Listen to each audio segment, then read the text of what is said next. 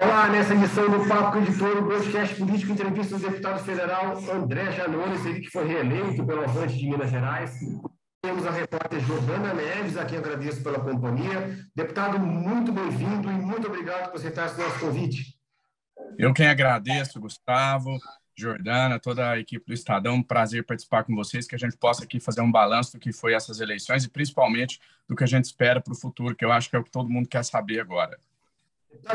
Primeiro vamos fazer um balanço, né? Porque a gente espera um pouquinho, que a gente teve um pouquinho no passado. O senhor foi a grande estrela nas redes sociais, a campanha do presidente reeleito, Luiz Inácio Lula da Silva.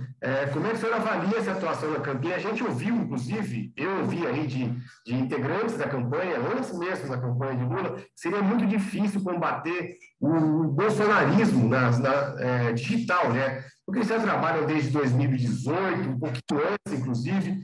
A equipe de Lula realmente não estava preparada para combater esse bolsonarismo e precisou do senhor aí como soldado?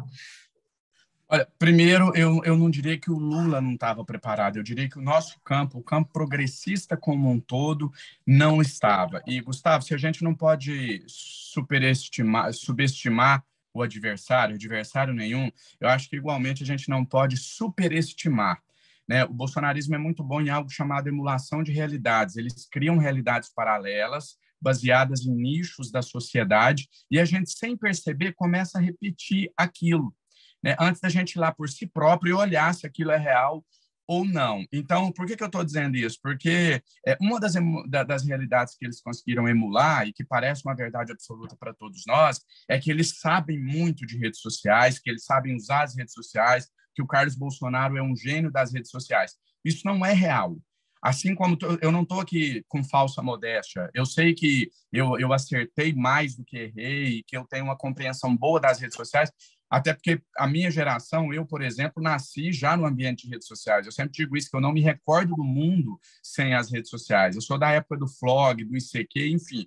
Eu tenho uma facilidade e tenho os meus méritos. Mas não há genialidade em você entender as regras de uma rede, em você entender como ela funciona. É algo meio como você comprar um aparelho e entender o manual. Isso não é genialidade, né? Eu compreendo as regras algorítmicas como eles também compreendem e, de novo, repito, não vejo uma grande genialidade em tudo isso. Talvez faltava... Eu costumo brincar, eu estou usando a expressão assim, que eu estou sendo uma espécie de Mr. M. Eu estou trazendo para o nosso campo, simplesmente revelando, gente, olha aqui, é assim que funciona, é só fazer isso, é só fazer aquilo.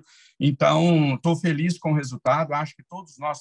Eu acho que a imprensa também precisava de saber muita coisa que está sabendo agora. Eu acho que as nossas instituições precisam entender um pouco mais como funciona a rede social, onde tudo funciona na velocidade da luz, né? Realidades aí, eu sempre cito, Gustavo, não estou dizendo aqui para fazer média, porque eu estou falando para um grande jornal, é porque é um fato. Né? Eu posso discordar amanhã de uma matéria do Estadão e é legítimo, eu posso criticar uma matéria que você escrever, posso dizer que você faltou com a verdade especificamente naquele ponto, é legítimo que eu ingresse judicialmente por uma reparação em uma matéria que me desagrade, daí a eu promover um ataque de forma geral, dizendo, olha, a imprensa, não é o Gustavo, não é essa matéria, a imprensa mente, a imprensa não fala a verdade, as emissoras de TV são um lixo, o STF é um lixo, as instituições não valem de nada, tudo isso não é o acaso, tudo isso faz parte de um plano fascista, um plano ditatorial, onde eu sou a verdade absoluta. Eu digo para os meus seguidores, olha, só eu falo a verdade, eu não erro, eu sou um Deus, eu sou absoluto. Isso foi construído como? Através do ambiente das redes sociais, que é um baita de um instrumento para isso. Eu, até o início dessas eleições, fake news eu continuo nunca tendo divulgado do ponto de vista técnico, mas confesso que eu tive algumas posturas que levavam ali a questionamentos duvidosos, né? Que do ponto de vista ético você pode questionar. Mas só para fechar, te dizer que até o dia que começou essas eleições, eu nunca fui sequer acusado de contribuir para a disseminação de uma informação. Então, sempre usei a rede social com seriedade, com responsabilidade. Infelizmente, no período eleitoral, eu tive que usar com um pouco menos de responsabilidade e agora todos nós, a sociedade como um todo, a gente tem 4 anos para discutir o papel das redes na sociedade e assim não deixar que arroubos autoritários como o de Bolsonaro se repitam. Deputado, obrigada pela participação. O senhor acredita que depois dessas eleições a esquerda vai consolidar um papel diferente nas redes sociais? E o que o senhor espera do Bolsonaro? Ele já sinalizou publicamente que vai continuar sendo líder da direita no Brasil, com uma oposição bem mais cristalizada e bem diferente dos governos petistas no passado. Primeiro, te pedir desculpa que eu falei Giovana. Jordana. Não, o senhor não falou certo. Falei certo? Falou. Tá bom. Jordana, olha, primeiro, em relação ao papel da esquerda, muito se cobrou nos últimos anos que, vamos ser sinceros, quando a gente fala esquerda, a gente está falando principalmente do PT, que é o principal ator da esquerda no nosso país. Muito se cobrou, a opinião pública como um todo, que a esquerda, que o PT precisaria fazer uma meia-culpa, que o PT precisaria ter mais humildade, abrir para outros partidos, entender os pontos fracos e etc. Isso foi feito nessas eleições, desde o início do processo. Né?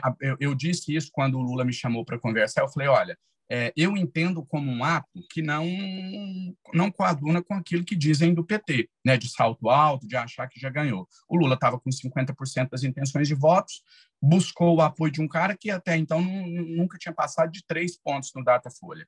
Além disso, esse reconhecimento de que existe um vácuo, uma falha na comunicação, ele foi implícito, né? Quando eles me deram autonomia para atuar nas redes sociais. Eu quero citar aqui 3 pessoas que foram crucial para que eu pudesse desenvolver o trabalho que eu desenvolvi, claro, além do presidente Lula, mas que foi a presidente Gleice, o Edinho e o Sidônio, que foram 3 amigos que eu fiz nesse processo, que me avalizaram o tempo todo, confiaram no meu trabalho. Então, eu acho que meia culpa a esquerda já fez, né? Alguns querem é que o partido jogue no lixo toda a história, tudo que construiu, e que ele se humilhe, diga, olha, eu não tenho que fazer isso. O PT tem uma história, né, no nosso país, tem um legado, e eu acho que a meia-culpa já foi feita de forma implícita, quando eles se colocam, entendem a necessidade de aderir a outras práticas, aos outros meios de comunicação, a buscar lideranças mais populares, e etc. Então, eu acho que isso deve ser a tônica do próximo governo.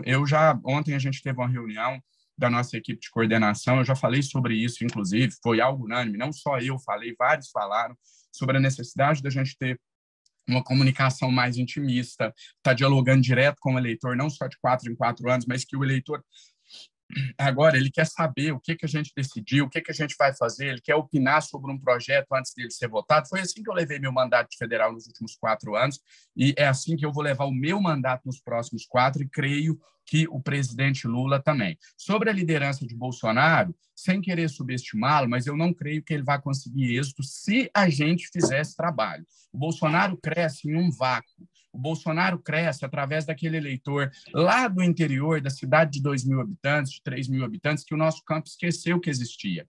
O Bolsonaro cresce quando a gente começa com arrogância intelectual em achar que ser evangélico é sinônimo de ser menos inteligente. Que achar que... E é aí que eles pegam aquela mentira, né, de que o Lula vai fechar a igreja, Lula é isso, Lula é aquilo, porque eles não tinham atenção de ninguém. E o Bolsonaro vai dar atenção para essas pessoas. Então, é a hora, eu acho que aqui sim eu vou fazer uma crítica, da gente começar a entender que a gente já entendeu isso aí, já entendeu não, a esquerda sempre soube que fé e política não se misturam, tanto que não se instrumentaliza a fé, não se usa a fé das pessoas, a religião, para ganhar votos. Isso eu acho bacana. Agora, falta para alguns, né, essa pseudo-elite intelectual, que eu digo pseudo porque eu não consigo conceber intelectualidade e inteligência que não esteja atrelado com a humildade, já que a base da sabedoria é saber que a gente nada sabe. Então, eu acho que o que falta para uma ala dessa pseudo-elite intelectual é entender que origem, aonde você nasce, a sua fé, a sua religião, isso não é atestado nem de inteligência, nem de falta de inteligência. São coisas distintas e a gente deixar um pouco esse preconceito de achar que quem ouve Caetano é melhor do que quem ouve João Gomes, que quem ouve Chico é melhor do que quem ouve Gustavo Lima e assim por diante. Nós somos um país com uma extrema desigualdade, né, e querer que da noite para o dia as pessoas tenham a mesma concepção de sociedade, de democracia, antes de levar a elas o mínimo de conhecimento, de acesso à educação e etc., a gente ir contra esse modelo de democracia que inclui a todos. né, que inclui essas pessoas. O Bolsonaro entendeu isso e ele traz para o debate político essas pessoas, elas se sentem assistidas. Então, se a gente olhar para si, buscar incluir todas essas pessoas, compreender as nossas diferenças sociais, envolver essas pessoas nas tomadas de decisões do próximo governo, acho que o Bolsonaro não terá qualquer sucesso na oposição, até porque é alguém extremamente aquém do cargo que ocupou de presidência da República. A maioria dos seus aliados ali do Centrão já perceberam isso, já perceberam que é antidemocrático. Então, se a gente fizer o dever de casa, não acredito no sucesso do líder oposicionista Bolsonaro. Se a gente perder, a gente perde para nós. Se Bolsonaro voltar, ele volta pelas nossas mãos. Deputado, o senhor foi um dos personagens principais dos protestos do caminhoneiros de 2018, cuja pauta era econômica e não golpista, como a pauta que ocorreu agora nesses protestos dessa semana. A reação agora teve o suporte do governo e o presidente calculou com precisão esse pedido do fim dos bloqueios só 3 dias depois, sabendo que ele poderia ter ainda uma base fiel, continuar com essa base fiel, e sabendo que só aconteceria depois da pressão econômica que veio depois? Gustavo, primeiro aproveitar para citar algo aqui, que sempre que eu tenho oportunidade eu faço questão de colocar, que é da minha curta atuação política aí, a minha pouco mais de 10 anos de ação social e com mandato 4 anos, eu acho que é a minha passagem que eu mais me orgulho, porque é em 2018, quando eu começo a atuar como liderança, porta-voz oficial da greve dos caminhoneiros, existe um momento em que eu me afasto. Como diz o Lula, dá um Google aí no Janones infiltrado petista, que vocês vão ver que eu fui acusado em 2018 de ser um infiltrado do PT na greve, justamente porque eu rompo com a ala do movimento, uma ala, porque não era todo o movimento que era golpista, e eu me rompo com uma dessas alas justamente quando eu percebi o intento golpista e quando eu percebi que eles estavam pedindo o fechamento do STF, a ruptura institucional. Então, tem muita semelhança com o que aconteceu agora, só que foi mais uma tentativa fracassada do presidente Bolsonaro. Eu tenho contato ainda com várias lideranças do movimento de 2018. O que aconteceu, Gustavo, entre 2018 e 2022? O governo Bolsonaro, eu falei isso em N entrevistas, ele aparelhou o movimento grevista, ele aparelhou as associações de caminhoneiros e etc. Você tinha 2 alas ali que comandaram o movimento em 2018. Você tinha a área daqueles caminhoneiros ligados a esses movimentos, então o cara ia obedecer o presidente da associação, o presidente da confederação, não sei do que, etc. E você tinha uma ala de autônomos, mas aqui eu estou dizendo autônomos, não necessariamente o caminhoneiro autônomo no sentido de não ser ligado a nenhuma empresa e etc. Estou falando autônomo no sentido, ele estava na greve independente, ele pegou o caminhão dele e foi para a greve. A liderança que eu era ligado, a ala que eu era ligado, era essa ala independente. Então, a gente não tinha ligação com nenhuma associação, nenhum sindicato.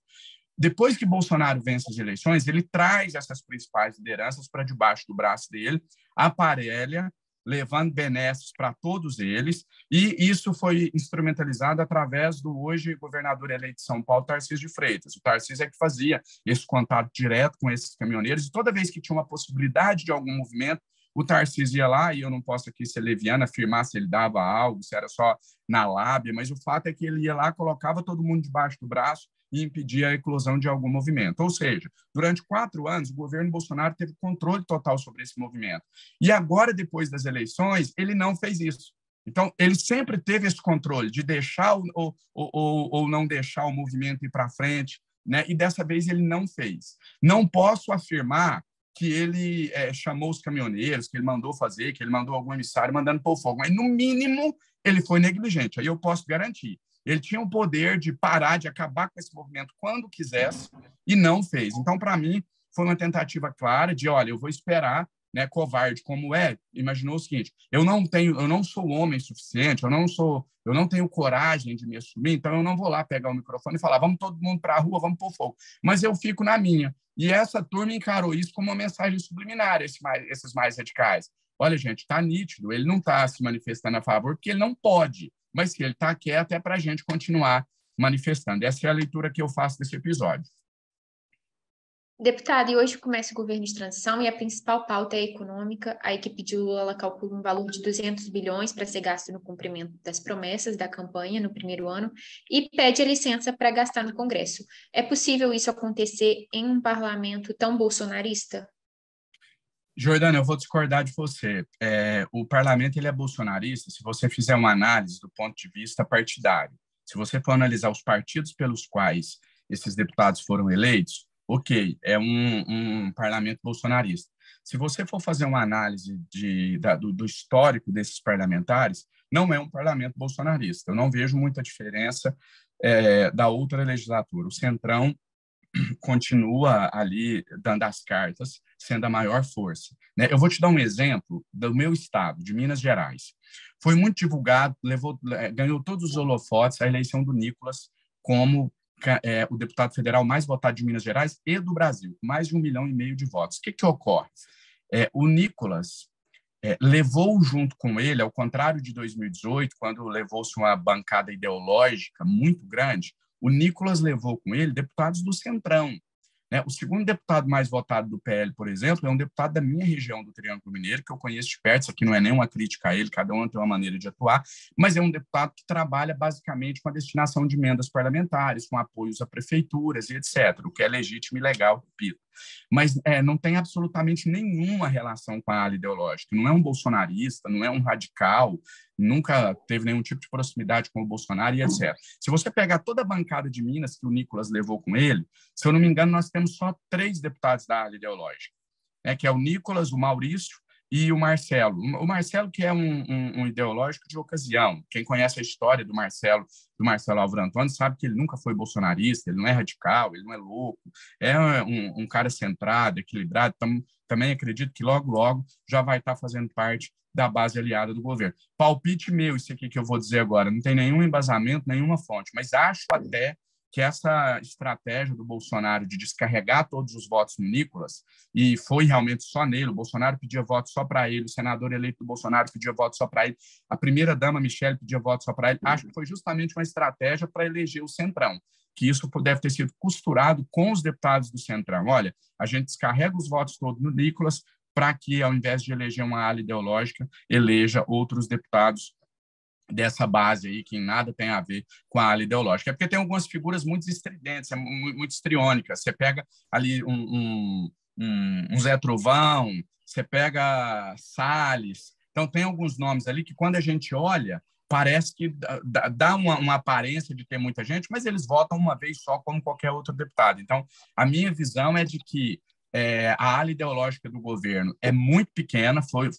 ela diminuiu. Se você pega só a ala ideológica, ela diminuiu. Né? O Salles já está lá na Cidade de Luz, em Paris, curtindo a vida, pedindo serenidade. Então, eu acho que esse é o retrato da bancada bolsonarista nos próximos 4 anos. Deputado, mas da onde vão vir esses 200 bilhões pedidos aí pelo governo? Isso pode vir do orçamento secreto? O senhor falou aí que o Centrão deve vir, enfim. O preço a ser pago por esses 200 bilhões, são, por exemplo, do orçamento secreto e das emendas de RP9, que sustentam esse orçamento secreto? Olha, eu ainda não posso te responder isso tecnicamente, ainda é muito cedo.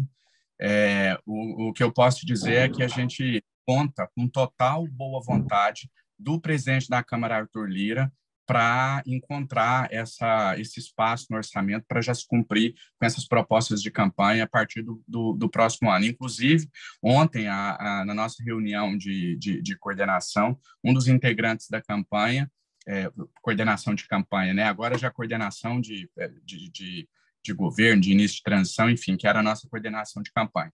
Um deles disse que o presidente Arthur Lira pediu para encaminhar um recado na reunião de que a gente pudesse contar com toda a boa vontade da Câmara nesses 2 meses que nós ainda temos de trabalho, para que sejam pautados temas de interesse do governo Lula para o próximo ano. Então, a gente entende isso como uma sinalização extremamente positiva, e o foco agora, acho que passado o período de eleições, de política, o foco agora é realmente fazer o Brasil dar certo, e com todas as divergências que eu tenho, eu preciso reconhecer que as sinalizações do presidente Lira têm sido muito positivas. E acho que o Bolsonaro vai ser abandonado logo, logo também, não porque perdeu as eleições, né? A cada 4 anos alguém perde e continua com sua força política, continua com seu trabalho, mas vai ser abandonado porque não há espaço na nossa democracia para quem atenta contra ela. Até aí, aqui para finalizar, vou contar um milagre, mas não vou contar o santo. Também um colega ontem da coordenação disse que encontrou com o Valdemar presidente do PL, disse assim, Valdemar, você é o cara mais feliz do mundo hoje, mais feliz que o Lula. E aí ele perguntou por quê? Falou, porque você ganhou na loteria com o sócio, só que o sócio morreu, o prêmio agora é só seu. E ele deu algumas risadas. Então, eu acho que isso reflete bem o clima do que vai acontecer no Congresso nos próximos anos. Microfone desligado, Jordana. Desculpa. O Lira é candidato natural à reeleição na presidência da Câmara, com apoio do Lula, ou o governo pode arriscar e cometer algum erro, como já cometido no passado, e indicar um nome próprio aí para disputa para a Câmara, por exemplo? Jordana, o objetivo principal é garantir governabilidade. Eu acho que se, por exemplo, a gente sai das urnas com 70% dos votos ou com 60%, era um outro cenário. O presidente Lula, com toda a experiência que ele tem a absoluta convicção de que, nesse primeiro momento, o que a gente precisa é garantir a governabilidade. Então, está claro, pós-eleições, porque antes das eleições todo mundo fala isso para tentar ganhar as eleições, mas eu não estive com o presidente Lula pessoalmente depois do dia 30, falei com ele no dia 30 por alguns minutos, mas depois não falei mais com ele, mas a gente tem mantido as nossas reuniões, a nossa equipe está conversando com frequência. Fica claro que não era um discurso para ganhar a eleição. O PT, e principalmente o Lula, está absolutamente ciente da necessidade da gente fazer um governo democrático e não um governo do PT. A nomeação do Alckmin para fazer a coordenação da equipe de transição foi mais uma sinalização nesse sentido. Então, não mudou o discurso depois de vencer as eleições, o discurso continua o mesmo. É um governo para todos, o país está dividido, e para a gente conseguir fazer um governo que atenda os anseios da população com uma divisão como essa que a gente está vivendo, a gente precisa ampliar os apoios. Portanto, o objetivo principal é buscar a governabilidade. Então, eu não vou me atrever aqui a dizer se o PT vai lançar alguém, se não vai lançar. O que eu posso dizer é que o presidente Lula está ciente da dificuldade do momento que a gente vive, das divisões, e que a meta principal, o objetivo principal é buscar a governabilidade. Agora, um recado também que ele trouxe a nós ontem na reunião. Ele disse que não vai se envolver nas eleições da Câmara diretamente, que ele respeita a independência do Poder Legislativo e que pediu que nós foquemos totalmente nos próximos 60 dias na transição, que o nosso objetivo é buscar todos os dados, fazer uma transição que possibilite a gente já começar dia 1º de janeiro com um governo que entregue resultados o mais rapidamente possível. A gente está caminhando para o final do nosso programa. Queria fazer uma última pergunta para o senhor, a pergunta que todo mundo gostaria de fazer, né? Qual que deve ser o papel do senhor no governo de Luiz Inácio Lula da Silva? O senhor pretende ocupar algum cargo? Já teve algum convite para ministério? O senhor gostaria de ser ministro? O senhor gostaria de continuar, por exemplo, como líder do governo, se ele ser um possível líder do governo, ou na Câmara dos Deputados? Enfim, qual é o papel do senhor que o senhor vê, ou que o PT, ou que esse consenso, né, que tem de essa aliança ampla de governo pode dar para o senhor? Gustavo, eu até aqui, eu acho que esse foi um dos segredos do sucesso da nossa campanha. Cada um está contribuindo naquilo que pode contribuir. A gente sabe que não existe super-herói, ninguém sozinho conseguiria um resultado desse tamanho, mas cada um contribui na sua área. A área que eu estou conseguindo contribuir mais é através da comunicação, né, devido à grande penetração que eu tenho nas redes sociais e etc. Eu, com toda a honestidade, não é hipocrisia, e eu falei isso em N entrevistas, falei para o presidente Lula no primeiro contato que a gente teve, pessoalmente eu não tenho nenhum desejo de fazer parte do governo. Eu acho que eu tenho muito para contribuir ainda na Câmara dos Deputados. Eu fui, durante os primeiros 4 anos, um deputado do baixo clero. A força que eu consegui construir, eu sempre dizia isso, da Câmara para fora. Foi com um apelo popular, foi mobilizando as pessoas, foi através do meu trabalho, mas com muito poder decisório ali dentro, né, de relatar projetos, de ter projetos aprovados, de poder ter as minhas ideias debatidas, de poder levar as minhas ideias diretamente ao presidente da República. Claro que nem sempre ele vai acatar, nem sempre aquilo que eu defender vai virar lei, mas que pelo menos eu possa ter esse canal direto. E quando eu busquei o presidente, quando o presidente Lula me buscou e a gente fez essa união das candidaturas, o único pedido que eu fiz de forma mais direta foi esse. Eu falei, olha, eu quero poder ter mais espaço na Câmara dos Deputados para poder trabalhar. E depois, com o avanço do bolsonarismo, a gente viu o poder deles, eu acho que eu sou ainda mais útil, eu tive uma noção ainda maior do quanto eu posso ser útil ali dentro, fazendo o enfrentamento ao bolsonarismo lá dentro da Câmara dos Deputados. Então, eu não tenho esse desejo pessoal, mas eu estou à disposição do presidente. Então, assim, eu me considero um soldado nessa batalha. Então, se depender de mim, se for para eu continuar seguindo o meu caminho, eu não vou pedir ministério, eu não vou pedir nenhuma participação. Se o presidente me escalar, seja para qualquer outra função, eu estou à disposição e aceito de bate-pronto. Legal. Deputado André Janones, eu queria agradecer muito a presença do senhor aqui no Papo com o Editor do Broadcast Político. Queria agradecer a Jordana Neves, que fez companhia para a gente nessa entrevista, agradecer o Cláudio da Luz, que está fazendo a edição final desse programa, e agradecer a todos que acompanharam essa edição especial aí com o deputado André Janones no Broadcast Político do Papo com o Editor. Até a próxima semana.